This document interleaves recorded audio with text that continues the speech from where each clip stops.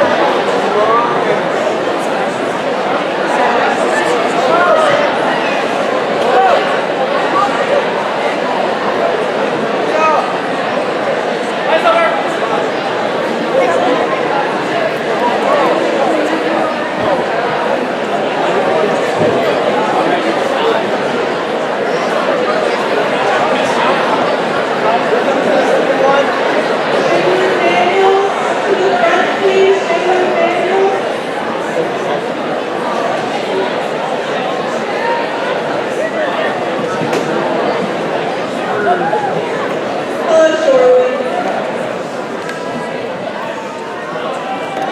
Welcome to your 2018 Martin Luther King Assembly. Martin Luther King was a spokesperson for social justice and those whose voices were oppressed by ignorance in our country. As this great man said, the ultimate measure of man is not where he stands in moments of convenience, but where he stands at times of challenge and controversy. With Dr. King's message in mind, this year we are joined by 9 different speakers, both students and staff, to be a part of this assembly and to share what MLK's message means to them. We encourage you to think about how you can start a conversation around these sometimes difficult topics with the people around you. Only through conversation and open-mindedness can things in our country continue to change for the better. We will begin today's events with the singing of the national anthem by Shaylin Daniels. Please rise and remove your hats.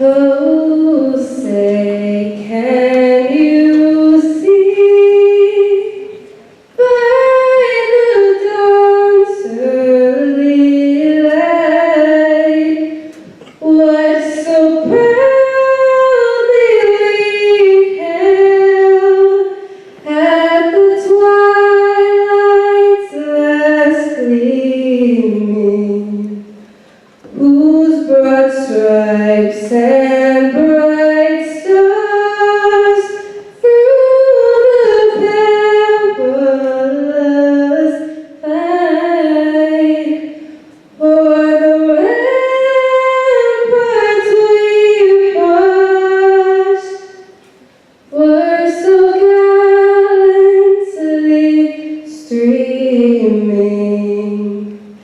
And the rockets the bombs bursting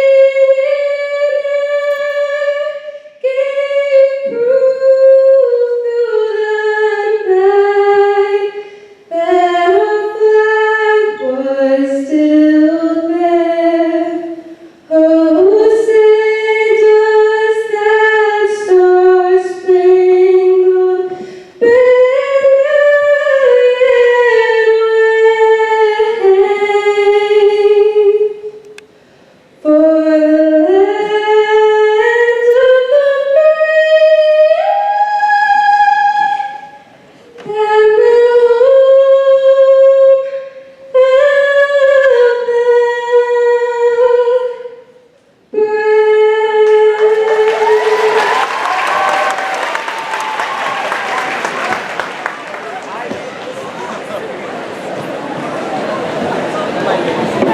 home of the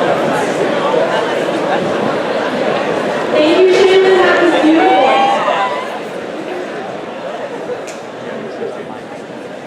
Lift Every Voice and Sing was publicly performed as a poem by 500 school children at the segregated Stanton School in Jacksonville, Florida. Its principal, James Weldon Johnson, wrote the words to introduce its honored guest, Booker T. Washington, and was later set to music in 1905.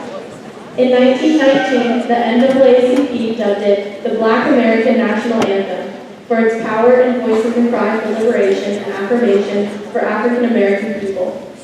We would now like to welcome Francesca Wico to sing the Black American National Anthem.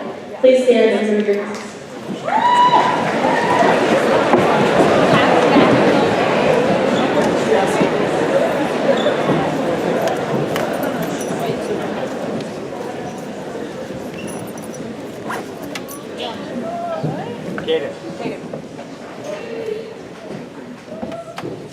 Lift every voice and sing till earth and heaven ring, and with the harmonies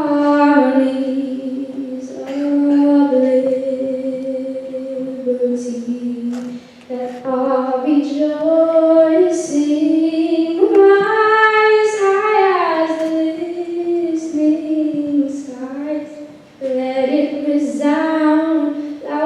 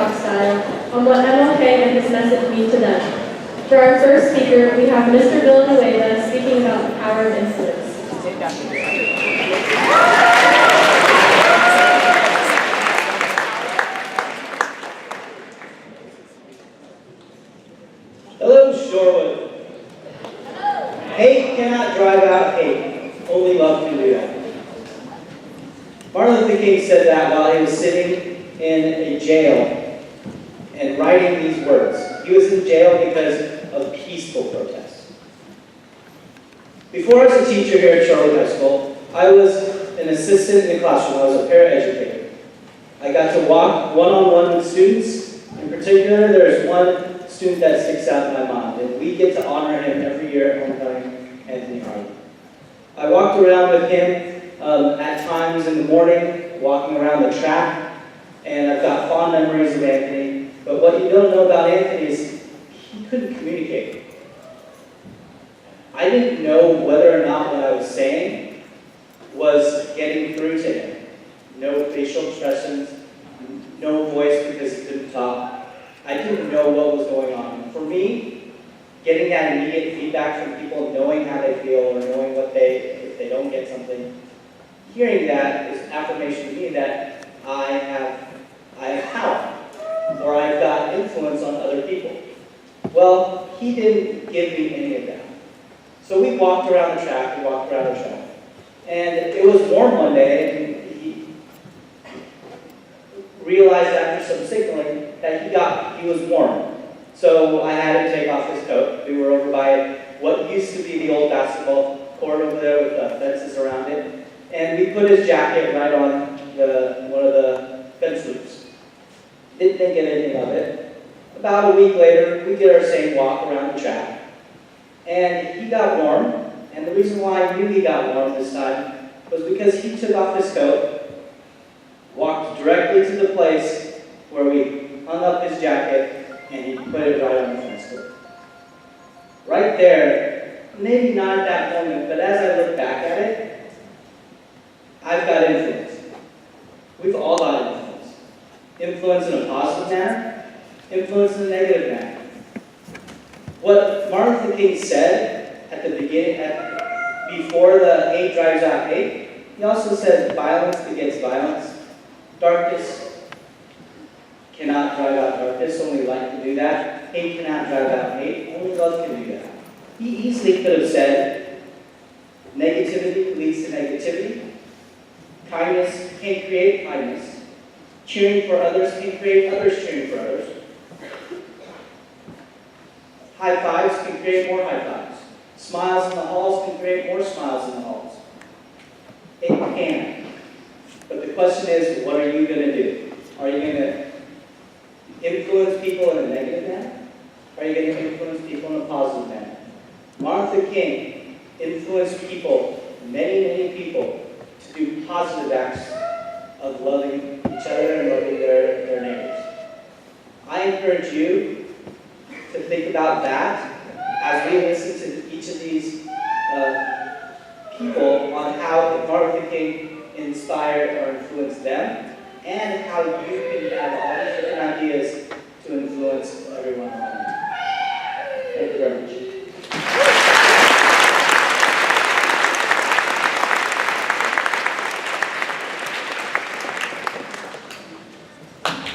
Thank you, Lee. Our next speakers are juniors Elise Dorvilius and Gesu Kepialu, who will be sharing their thoughts and some general information on Martin Luther King.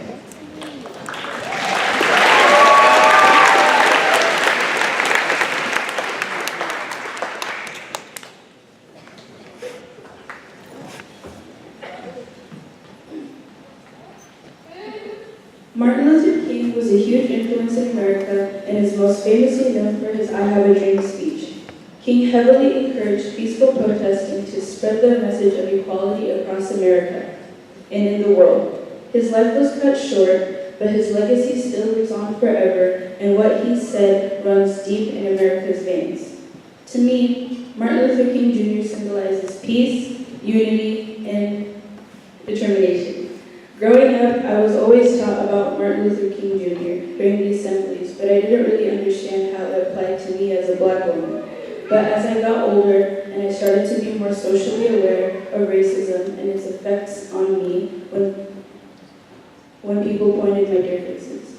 Negative comments about my features, my culture, my skin were amongst the racism I've faced in my lifetime. But as I wove MLK's teachings into my life, I learned how I can use my experiences to make the world a better place. I wanted to make sure that his legacy would live on forever, and it's up to us to make sure that happens. Progress happens when you take the time to understand the issue, understand how you're involved, and make a change. This year, as we celebrate Martin Luther King Jr., it's important to understand what he truly stood for and how his message can be interpreted in many different ways. No matter your background, race, sexuality, gender, class, religion, Martin Luther King's message is one without restraints and involves everyone's participation. Through his leadership and poise, he asks us to do what he dedicated his life to, and that's making the world a place where we don't judge each other based off prejudice and to be forward-thinking individuals. What motivated him was the vicious effects of institutionalized racism that sadly he and many people of color face every day. He used his pain to spread love and awareness. In the Shorewood community, strong efforts have been made to better understand each other despite our differences. However, we are still plagued with racism, homophobia, Islamophobia, and many other forms of unjust treatment. What MLK did has inspired me and many others to do, which is to be comfortable with being uncomfortable, having open conversations with your peers about each other's differences, and being open to learning something new.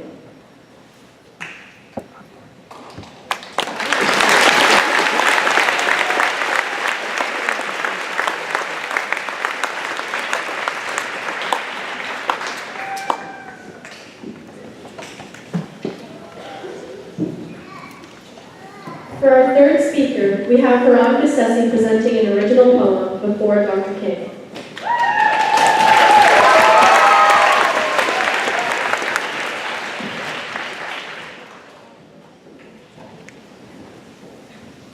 With my eyes locked to the ground, I'm walking fast.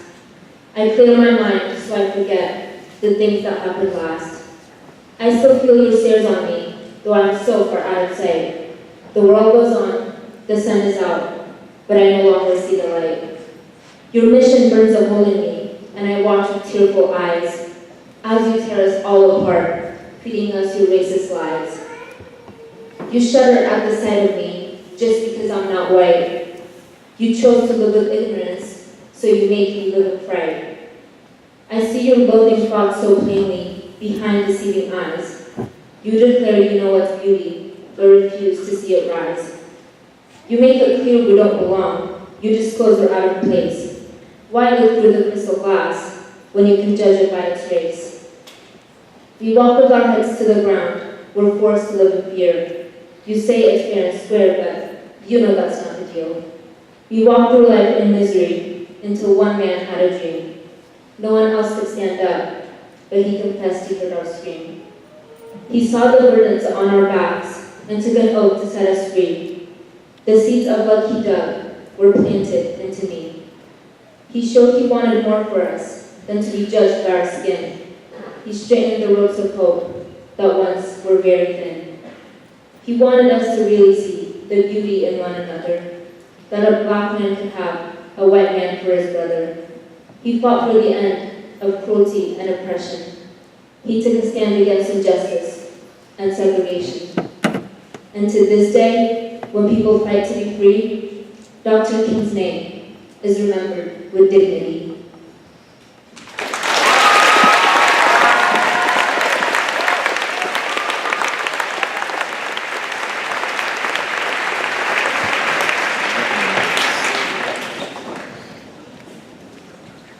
Thank you, Haram. That was wonderful.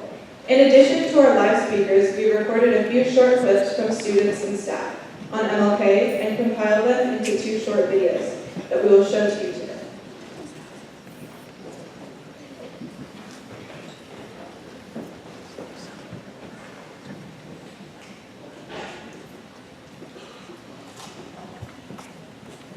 When I think of MLK, I think of the song "The Silver Light of Mine, I'm Gonna Let It Shine," because he exemplifies the idea of coming out of the darkness, and I think that's pretty cool.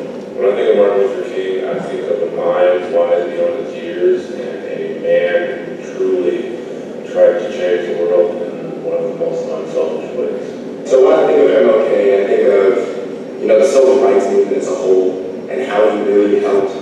There was a lot of people that pushed that, but he really helped push the movement, especially in nonviolent and it just really helped the African community just build up that movement. So what I know with MLK, he was a nice guy, and he made a huge speech with a ton of people. So that was nice. He just wanted equality and opportunity for everyone. So that was nice. When I hear MLK, the first thing that comes to mind is when I was a little kid, and you're always excited for your birthday to come up and everything. And I don't know, I must have been like 8 or so years old, living in the Midwest, and I noticed my birthday was the same day as some guy named Martin Luther King. So I went to the library and I looked up just a bunch of stuff. This was like 1972, 73, and I was just amazed at the amount of information that was there for things that weren't being taught in school at that time. For what a great person and what a great, just things that he had done for society, and they weren't highlighted, at least where I grew up in the mid-70s at all. So when I think of MLK, first thing I think of is, yeah, he shares my birthday, and the second thing is I wish to be that great in the future. Riot is the language of the unheard. Martin Luther King Jr. spoke his mind, which so should we. When I think of MLK, I think about the future that he provided for all of us. When I think of MLK, I think of all the adversity he went through to help others express themselves without being discriminated.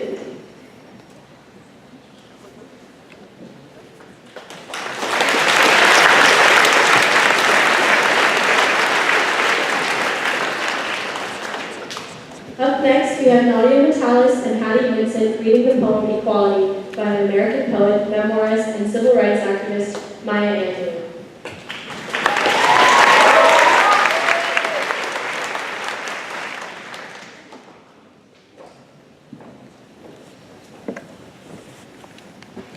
You declare you see me dimly, through a glass which will not shine, though I stand before him boldly, trimming rank and marking time. You do only hear faintly, as a whisper out of range, while my drums beat out the message, and the rhythms never change. Equality, and I will be free. Equality, and I will be free.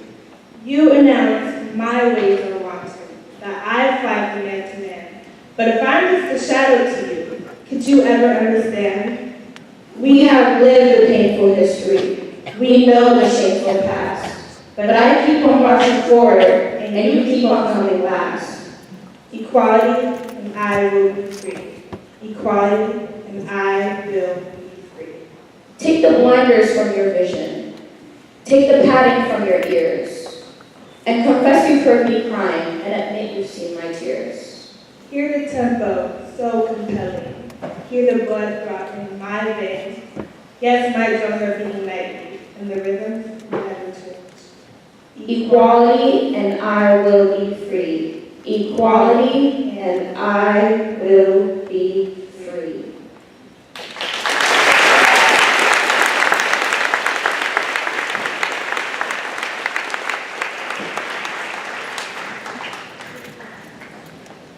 Our fifth speaker is a math teacher here at Shorewood who will be presenting his speech on willingness. Please welcome out Mr. Fisher.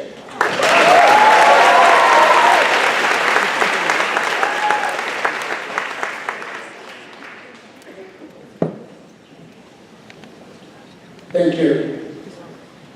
Here's something I get from Dr. King. To me, the message from Dr. King is all about what is in my heart. I wish to tell you a very short story about a young boy and a man walking along a beach, scattered with starfish, withering in the sun. As they walked along, the boy stopped, picked up a starfish, and gave it a gentle toss back into the water. The man said to the boy, "There are so many. What does it matter?" The little boy turned to the man and replied, "It matters to that one." You know that the boy could not help all the starfish, just as you and I cannot help every person in need. But when we do come across somebody in need, and we can lend a hand, remember, it matters to that one. You see, what the little boy possessed, the quality most critical is willingness. Willingness is what makes possibilities happen.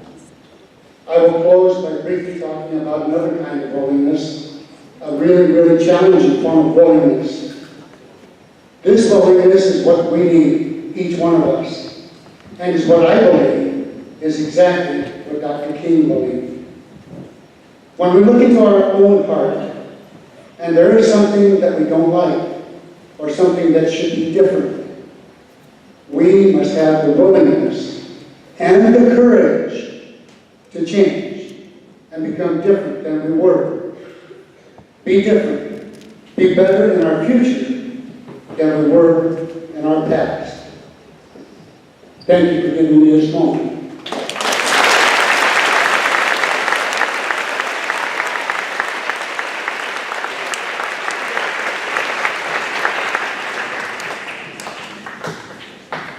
Our next speaker is a junior, Jose Luis Gandara, telling us a story from his life.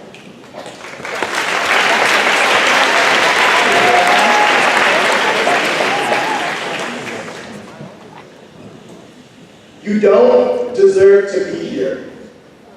Those are the words that were said to me. These words pierced me like a knife as I sat there on my bed. I was in a dorm at Seattle Pacific University, attending a week-long Christian discipleship camp. My roommate's glare was like an owl's, and I could feel his eyes pressing into me from across the room in the dark. I just told him that I was gay. How can you even call yourself a Christian? Don't you think it's wrong to live a life of sin? Why are you even here? As these questions began to shoot out at me, I felt my heart sink, as yet another person who I had opened up to rejected me. You see, some people think that I'm a bit of a walking contradiction. I've been open about my sexuality for years, and yet my faith is also incredibly important to me. And so, even though I've faced these questions before, my family, friends, and school are so accepting. But some people and some churches just don't have the same kind of open arms. And so, as I sat there on my bed, I felt that empty space where my heart had sunk become replaced with anger and resentment. How could I call myself a Christian? How could he call himself one and yet have so much hate for people like me? I wanted to stand up and shout back. I wanted to make him feel the same kind of hurt that I faced my whole life from people like him. But I didn't. Because a year before, I had learned something important. Meeting hatred with hatred wouldn't ever accomplish anything. Here's a bit of a fun fact. The same stage that we're all going to graduate on is the same stage that Donald Trump spoke at just about a year and a half ago. And when he was there speaking, I was outside protesting. Over the course of the election, I heard that man say things that made me scared. He called my family rapists. His running mate thought that my sexuality was a mental disorder. The list goes on, but my point here is that when I heard that he would be there speaking, I knew that I would go, make my voice heard, and protest. Over in downtown Everett, we saw a long line of people wrapping around several blocks as they waited to hear Trump speak. Our voices joined those of hundreds of other protesters, all shouting and screaming at those people as they inched by. I felt as though I was delivering justice. I mean, those people supported a man who went against everything I stood for. I heard myself shout, "You're on the wrong side of history. Shame on you, America hates you." And then I saw her. This one little girl walked by. She held her father's hand with the same desperate grasp with which I held my son. And she stared up at us with wide-eyed terror on her face. She didn't deserve these shouts. She couldn't understand why so many people would scream at her and her father as they walked by in East Avenue. Suddenly, my voice quieted as my anger and frustration was replaced with shame and embarrassment. This girl didn't deserve to be treated this way. Her father didn't deserve to be shamed in front of her. Even though I disagreed with the people in line, shouting and shaming wouldn't be what would change their views. For so long, I thought that if my beliefs were the right ones, that could excuse whatever my behavior would be towards those who believe differently. I thought if those who disagreed with me shouted, that meant that I could shout back. But right there, as my eyes met those of this young girl who was terrified for her life, I realized that in the shouting match, no one ever gets hurt. This girl will probably live the rest of her life associating what I thought was our message of justice and equality with those screams and chants. Sometimes the way you say something speaks more volume than the words you use. After that day, I was determined never again to be just another voice in a crowd. Don't get me wrong, I am not speaking out against protesting. Standing up to injustice is necessary if we are to ever continue the fight for social justice that Martin Luther King started and took part in. However, as a school and as a community, we must be willing to engage in conversations with those who might disagree with us. By participating in programs like the Together series, we can grow as a school in understanding from these conversations. It doesn't matter where you stand on the political spectrum. The only way you can ever expect anyone to hear you out is if you first recognize and respect the humanity in them. It's hard, and it's challenging. But when Martin Luther King Jr. wrote to white ministers in his letter from Birmingham jail, he didn't shame or embarrass them for not standing with him, but rather, he regarded them with a sense of dignity in order to convey his message. And so, as I sat there on my bed in Dorn's Westview, I didn't give in to those feelings of anger and frustration. Instead, I paused for a moment, took a deep breath, and thought, if my roommate were that young girl, what would I say to him? How would I convey my thoughts and me as a person while also seeking to understand where he was coming from? This really isn't an easy story for me to tell, and in all honesty, treating my roommate with respect right then and there is one of the hardest things I have ever done. To look someone in the eye who sees you as less than human and still find within you an ounce of respect for them is downright difficult. But I realized something that is only best articulated by Martin Luther King Jr. himself. Darkness cannot drive out darkness. Only light can do that. Hate cannot drive out hate. Only love can do that. I'm not saying that just talking will solve all the problems. Rather, I'm testifying to how Martin Luther King Jr.'s speak about reconciliation and grace has affected my own life. And how if we are ever to realize this dream, we must be a school that talks and listens more than shouts. Thank you.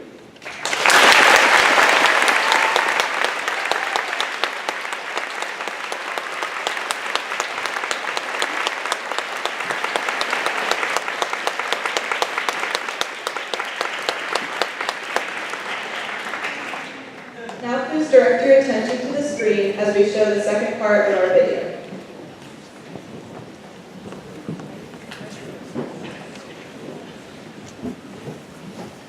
Hi guys, things that I think about when I hear the words Martin Luther King is probably first, but maybe not foremost, Christian beliefs. Martin Luther King was a Christian and firmly rooted in this, and he shared with everyone in the world Christian beliefs and how we need to be kind, and to all, to everyone. The second thing I think of, and probably more, is the word unity. He was a uniter, and his beliefs still continue today to try to unite everyone. And tied with that, and probably most important,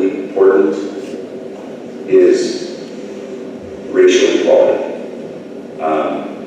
We all know what he did, I think, but he was a man that was so driven and understood the inequality that he pushed and pushed nonviolently the message of Christ and the message that everyone needs to be kind and needs to listen so that we can all unite together.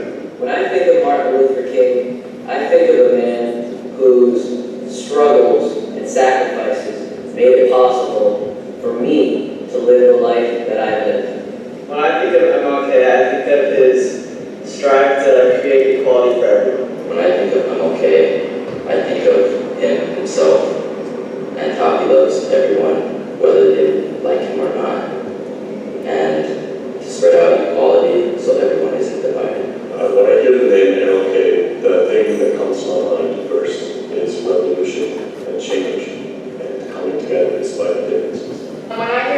MLK, I think of the fight for equality and overcoming struggle.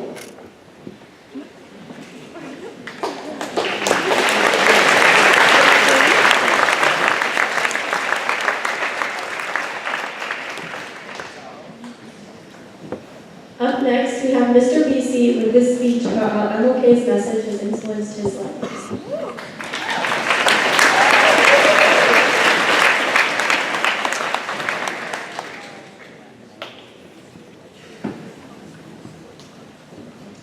As a young child in the 1970s, I saw many news clips about Dr. King's civil rights movement.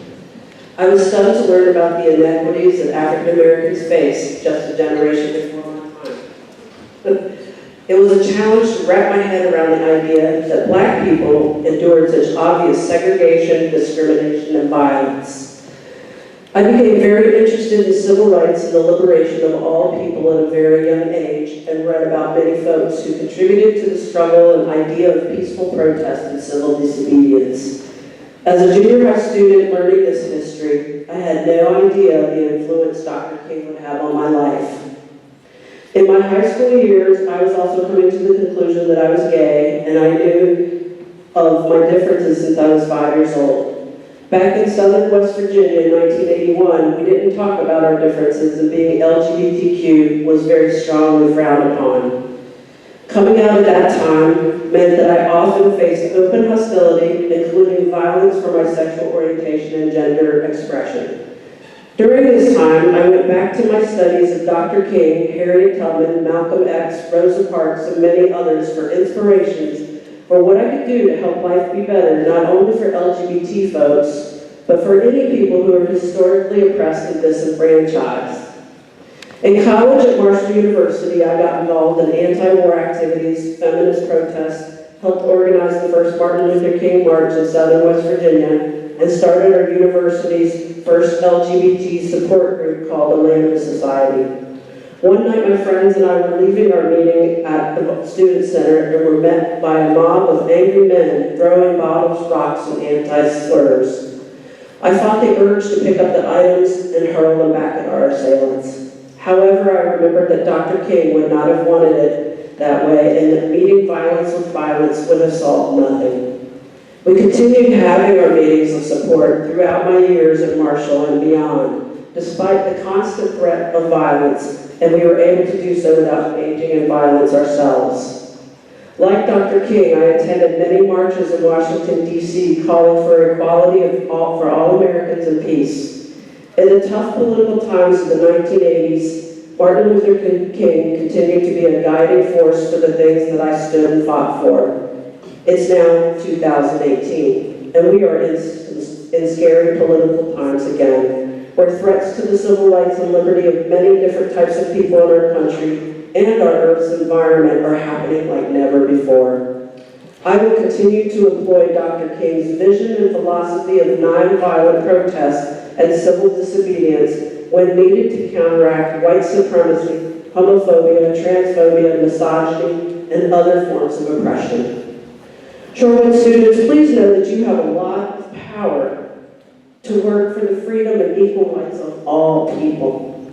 Dr. King's dream holds today more than ever, and his philosophies of working for equality continue to impact me, and I hope will impact you and future generations of Shorewood students. Keep his dream alive in school and out in the world. Help others. Stand up for what's right in the face of oppression, especially if it's not your own battle. Be kind to everyone you see, for they are facing a battle that you don't know. Question the world around you and how people are treated, and if necessary, take to the streets to resist and peacefully protest injustice in the world. The rest of my speech looks very different than it did a day ago. Different moments in time call for different things to be said. Dr. King said many quote-worthy things, but the thing that is moving me this morning is this quote: "Injustice anywhere is a threat to justice everywhere." I want to specifically address the student body, so please listen carefully. Please don't ever forget what I'm about to say to you, because regardless of the things that our country's leaders may be saying, I see you, all of you. You are beautiful. Whether you be from Haiti, El Salvador, an African country, or anywhere else on Mother Earth, you are beautiful. Your cultures are rich and varied and have much to teach the world. The lands from which you and your families and ancestors come from are important and sacred places. Our work for equality and justice is not over. Let's continue our efforts with the spirit of Dr. King guiding us. Thank you so much for allowing me to speak today.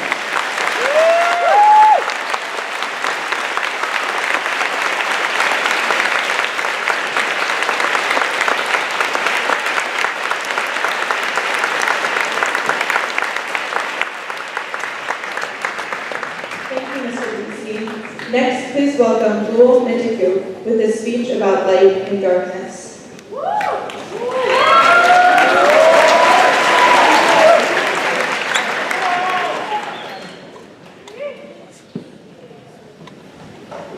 Fireflies blink on and off. That's something all of us are familiar with. Let me give you a picture. A young boy or girl is running through their backyard with an empty jar in their hand, looking for something to fill it with. And then they find it, a sea of flashing lights floating above them, like stars turning on and off. It's something magical that not a lot of us get to experience ourselves. But there is another experience regarding fireflies that I would argue sounds more so. In parts of Southeast Asia, fireflies still blink, but in unison. Imagine with me for a moment what that must feel like. The near perfect silence of the countryside as you look around and see thousands of lights on the trees all around you turn themselves on and off in unison. This phenomenon is called emergence, and it has been baffling scientists for as long as it has been observed. This can be observed in everything from ants in a colony to the cells that make up our own body. There is no reason found yet for why emergence exists, but it is emergence itself that has given us as humans the capabilities of bringing change to the world around us. The United States during the 1960s was experiencing something astounding in its own right. The fight against racism had already taken form, but the violence it was receiving was at its peak. Men and women of color who sat in the diners who refused to serve them because of the color of their skin were beaten. Men and women of color who took bus seats alongside white men and women, hoping to prove themselves as equals, were met with aggressive backlash, some even dying. Men and women of color entering predominantly white institutes in hopes of receiving equal education and job opportunity that whites did were introduced to their federal guards sent by the president himself to guide them to and from school every day. And in between all of this violence and seemingly inescapable danger, there was light. It flickered differently throughout every person, each flash not being congruent with the next, but in some groups blinking in unison. Across the countryside, the seemingly random flashing of light was beginning to come together for a common purpose. Whether they were a single mother trying to create a better future for her children, or a college student looking to get equal treatment, their lights blinked in unison. Imagine with me again, August 28, 1963. You have a bird's eye view of Lincoln Memorial and are watching as a crowd of more than 250,000 people gather to listen to one man speak. You, being the imaginative person you are, start to see instead of people lights, each flickering at a different frequency and at a different intensity. But one light stands out to you. It is the brightest one present, and it is the one speaking.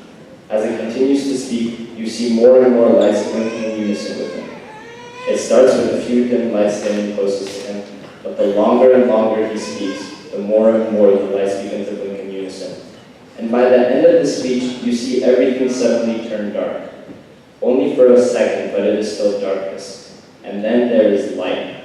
It blinds you to the point where you switch off that imagination of yours only slightly to see the people again, and you witness one of the greatest things this country has ever seen. Miles of people, all from different backgrounds, come together and clapping for the light that you saw bring about this unison. People describe that day as one of the most unifying days in American history. I dare add to that and say that it was also the day where the brightest and most beautiful flash of light showed to the world what America is, and exposed to the world who Martin Luther King Jr. was and what he stood for. When asked to describe what Martin Luther King Jr. means to me, I find only one phrase that suits him. A man who shines so bright that people dare to shine alongside him in hopes of bringing about change. Thank you.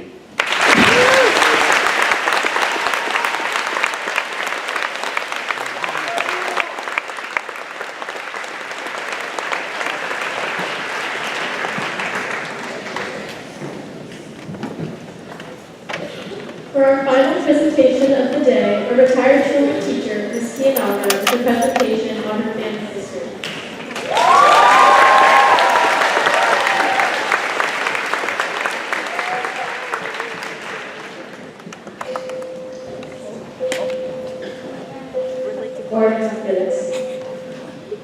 It's nice to be back on campus, and I have a very serious message to share with you today in honor of the life and lessons of Dr. Martin Luther King Jr.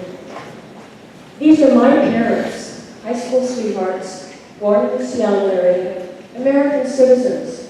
They were juniors in Seattle High School when Japan attacked Pearl Harbor and the United States entered World War II. Life for my parents changed. All Japanese immigrants and U.S. citizens faced discrimination.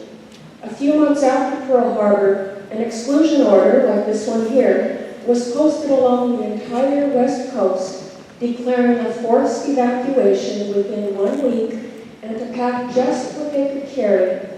The Japanese boarded up their homes, closed their businesses, not knowing for how long they'd be gone or where they would be shipped. 120,000 Japanese were gathered, 2/3 of whom were American citizens like my parents, and labeled enemy aliens and potential spies.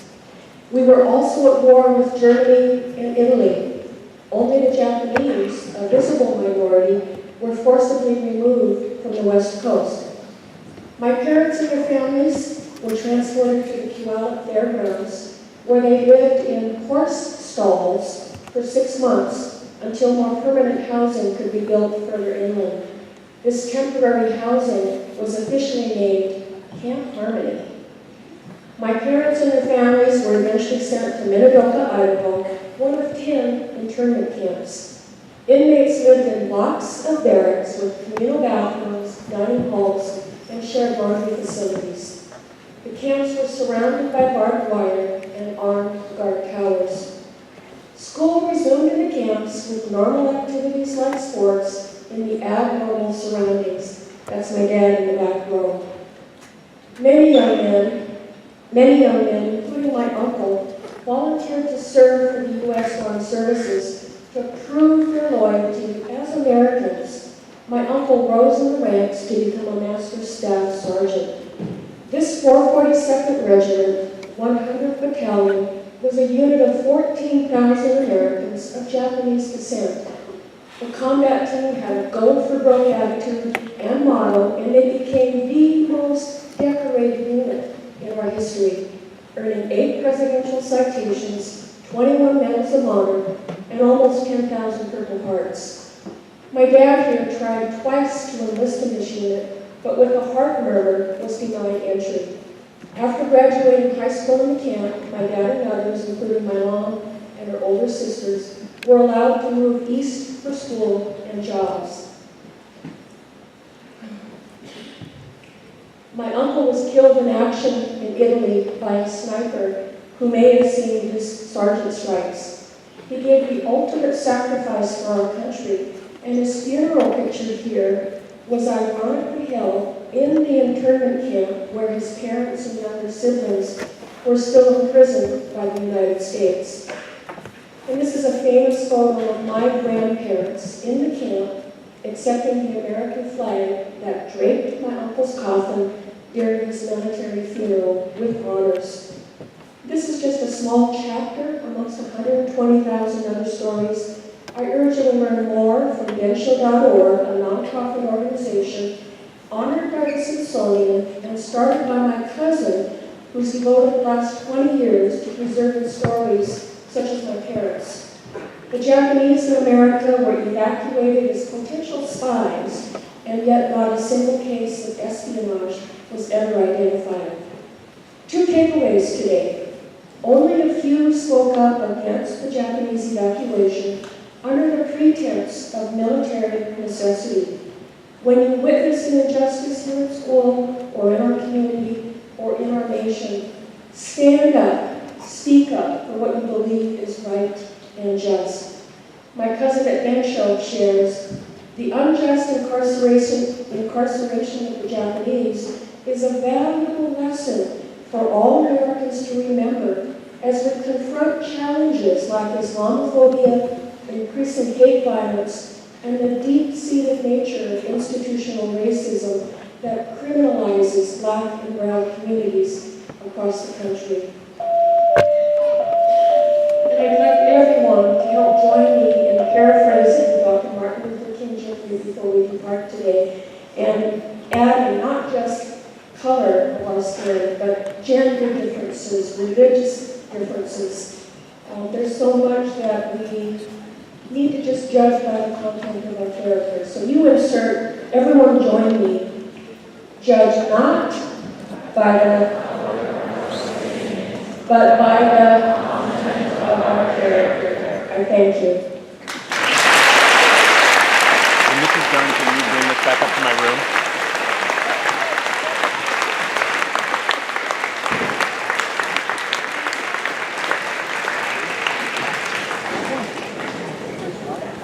Thank you for your attention. As you leave today, please reflect on how you continue the conversation with the people in your life and inspire others to do the same. As Martin Luther King said, our lives begin to end the day we become silent about things that matter. Thank you. Class starts at 10:35.